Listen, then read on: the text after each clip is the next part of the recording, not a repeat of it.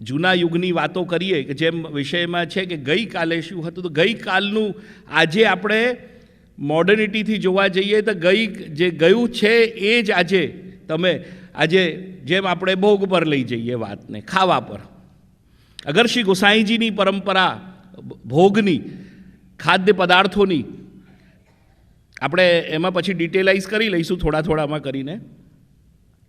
તો શ્રી ગોસાઈજીની પરંપરાને લઈએ તો ગોસાઈજીએ એ પુષ્ટિમાર્ગના આ 56 ભોગ અન્નકૂટ આદિને મહાપ્રભુજીએ શરૂઆત કરી, પણ મહાપ્રભુજીનો પ્રકાર બહુ સૂક્ષ્મ હતો, કારણ કે આપનું આચાર્ય જીવન એટલું બધું કઠિન હતું.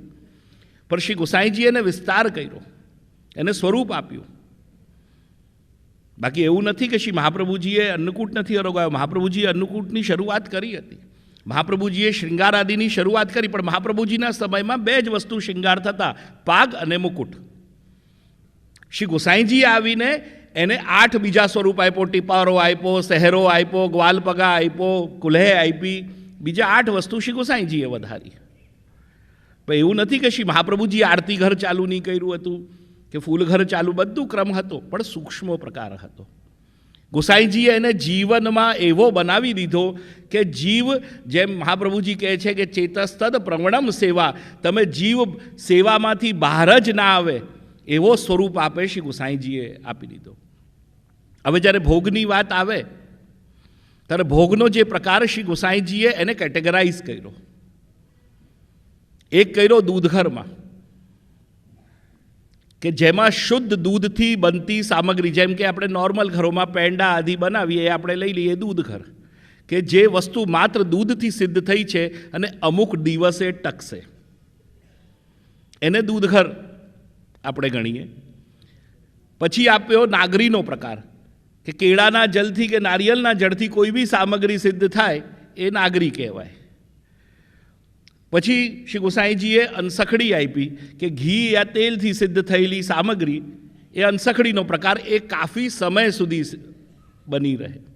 અને સખડી, કે જે જલથી સિદ્ધ થાય છે અને અમુક જ સમય ચાલવાની છે, આગળ ચાલવાની નથી, એટલે સખડી. એટલે જ આપણે કહેવાય કે ભાઈ દૂધઘરનો હાથ બધામાં લાગી શકે, અનસખડીનો હાથ દૂધઘરમાં ના લાગીને સખડીમાં લાગી શકે, પણ સખડીનો ધરેલો થાલનો હાથ કોઈ જગ્યા, કારણ કે એનું અગર ટચ બીજામાં થઈ જાય તો એ વસ્તુ બી બગડવાના એમાં આવી જાય છે.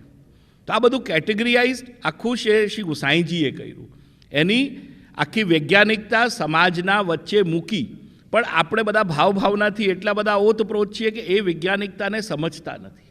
અને એટલું જ નહીં કર્યું આપે, આપણા જીવનના ખાનપાનમાં આજે જેમ આપણે ડાયટિશિયન્સ ચાર્ટ આપે છે, તમે જુઓ કે સવારે ઉઠીને ગરમા ગરમ વસ્તુ પીવી, તો આપણે ત્યાં જ્યારે મંગલ ભોગ આવે છે, તમારા બધા નહીં, આપણા ઘરોમાં તો હજુ બી એ પ્રકાર છે કે રાતનો ઓટો દૂધ આખી રાત એ ગરમ થયા કરે ને સવારે ગરમા ગરમ ઠાકોરજી જાગે ત્યારે ઠાકોરજીને, એટલે આખું બોડી ક્લિન્ઝિંગ થઈ જાય છે એનાથી. ડાયટિશિયન સવારથી તમને, અને ઘણા બધા વૈષ્ણવો તો બેંગ્લોર બી જતા હશે ને ગોંડલ બી જતા હશે પોતાના 7 કે 8 દિવસ માટે નિરોગી થવા. પણ હું એમ કહું છું, અગર તમે ઘરમાં સમર્પિત સેવા કરો અને જે રીતે આપણા ગોસાઈજીએ જે પરંપરા ખોરાકની બધી બનાવી છે એ રીતે કરો, તો વૈષ્ણવો તમે શતાયુ તો થશો જ, પણ નિરોગી બી થશો. અરે તમારા બધાની સામે તો મુખિયા ભીતરિયા ઉદાહરણ છે. આપણા બધા જે મુખિયાજીઓ બરાડા પાડીએ છે મંદિરોમાં જઈને, એ મુખિયાજીઓ ઉદાહરણ છે. કેમ? કારણ કે એક નિયમિત જિંદગી, એક જેવો ખોરાક, ના એમનું માથું દુખે ને એમનું પેટ દુખે, ને તમે બધા અત્યારે બેસેલા છો ને ઊભા થઈને તમને કેટલા પ્રોબ્લેમો થશે, કારણ કે ખોરાક આખો બદલાઈ ગયો. ખોરાક બદલાયો. શ્રી ગોસાઈજીએ પરંપરાગત મંગલ ભોગ, પછી શૃંગાર ભોગ. તો શૃંગાર ભોગ હેવી કર્યો છે. આપણે બધા કહીએ છીએ કે ડૉક્ટર્સ કહે છે કે ભાઈ તમે નાસ્તો કરો તો ફૂલ પેટ કરજો, કારણ કે તમારી પાસે આખો દાડો છે એ ખોરાક પચાવવાનો. એટલે જે શૃંગાર ભોગ આવે છે ઘીથી સિદ્ધ થયેલું, તેલથી સિદ્ધ થયેલું હેવી આવે છે. પછી રાજભોગ એના કરતાં થોડું વધારે આવે છે.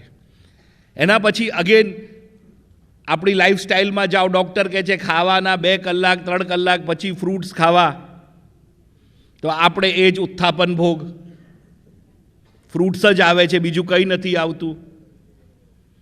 એના પછી રાતનો ભોજન, હવે આપણે બધા પાઉંભાજી ને મસાલા ઢોસા પર ગયા, બાકી કીર્તન આવે છે કે ગોવર્ધનલાલ બ્યાલું કીજીએ, બ્યાલું હલકું ખાઓ, રાતે તમારે સૂઈ જવાનું છે ખાઈને. એટલે હલકું ભોજન, મગનો દાળ અને ચાવલ, હલકું ભોજન ખાઈને સૂવો. અને પછી એના બી 2 કલાક પછી, સેવા પરંપરામાં 45-48 મિનિટ્સ પછી થાય છે, પણ નિયમિતતામાં આપણે 1.5થી 2 કલાક પછી દૂધ પીને સૂવું, કે જેનાથી સ્વપ્ન આપણા સરખા રહે, બોડીને પચાવવાની શક્તિ મળે. તો તમે વિચાર કરો કે આખી જે ભોગ પરંપરા છે એ ઠાકુરજીનું માધ્યમ લઈને, ભગવદ સેવાનું માધ્યમ લઈને આપણા જીવનને યથાવત વ્યવસ્થિત કરવા માટે આખો શ્રી ગોસાઈજીનો કેવો જબરદસ્ત પ્રકાર છે. પણ તમે સેવા કરો જ નહીં તો આ પરંપરા તમને આવે જ નહીં. અને સેવાની બીક જ્યાં સુધી દિમાગમાંથી નહીં જાય, જ્યાં સુધી ઠાકોરજીને તમે પારકા ગણશો, ત્યાં સુધી કંઈ જ નહીં થવાનું. અને મારો આખો સમય આ જ લડાઈમાં ચાલે છે કે મરજાદ કરીને પુષ્ટિમાર્ગને બદનામ ના કરો, મર્યાદામાં રહેવું. એટલે મર્યાદા અપભ્રંશ થઈ ગયો છે શબ્દ. આપણે અપ્રશ શબ્દની હાલત એવી કરી દીધી છે. અપ્રસ એટલે છૂઆછૂત. પરમ વિદ્વાન શાસ્ત્રીજી બિરાજ્યા છે, અને તમે બધા હવે અત્યારે જેમ વાત કરી, ગૂગલ પર સર્ચ કરો, અપ્રસ શું છે? અપ્રસ છે અપ એટલે જલ અને રસ.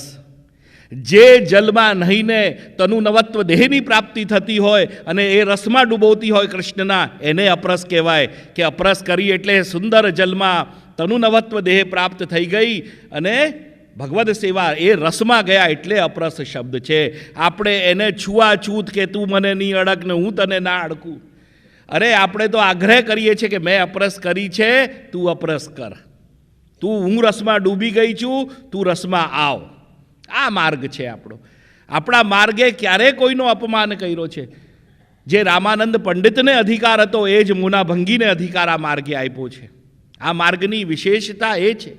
પણ એ જ કહીએ કે અધૂરો ઘડો છલકે. આપણે માર્ગને જાણવાની કોશિશ નથી કરતા, માત્ર બદનામ કરીએ છીએ. અને હંમેશા સસ્તા પ્રચાર, પેલા ધર્મનો પ્રચાર બહુ છે, આ ધર્મનો. તો હું હંમેશા કહું છું કે જે સારો પ્રોડક્ટ હોય ને એના પ્રચારની જરૂરત નથી, સસ્તા પ્રોડક્ટનો પ્રચાર હોય. જે સસ્તી વસ્તુ છે એનો પ્રચાર થાય. જે પિક્ચર ના ચાલે ને એને સેન્સરમાં નાખી દો, દુનિયા ભાગીને ધોવા જાય. અરે આપણા શ્રી મહાપ્રભુજીની નીવ એટલી, શ્રી ગોસાઈજીની નીવ એટલી મજબૂત છે કે શ્રી ગોપાલદાસજી ગાય છે. ગોપાલદાસજી એને એમ નથી ગાયું ઊંધું સીધું. ગોપાલદાસજી ગાય છે કે તારા થકે કોઈ વૈષ્ણવ થાય તો તું વૈષ્ણવ સાચો, બાકી તું વૈષ્ણવ કાચો. આપણા આચરણમાં, આપણા વ્યવહારમાં, આપણી દીનતામાં એવા સ્વરૂપો આપણે ઊભા કરવાના કે સામેવાળાને થઈ જાય. અને હું તો નાથદ દ્વારાનો હજારો વખત ઉદાહરણ આપી દઉં છું કે દુનિયા ધક્કો ખાય છે આ બાજુથી ને કોઈને ધક્કામાં વાગતું નથી, પણ આ બાજુથી ધક્કો ખાઈને પેલી બાજુ નીકળે ને તો સીધો કંઠી લેવા આવે કે મારે આ ધર્મમાં જોડાવું છે. આ તો આપણા શ્રીજીનો પ્રતાપ છે. તો પછી કેમ ભેગા કરવાની ઈચ્છા થાય છે? મેં સર્વે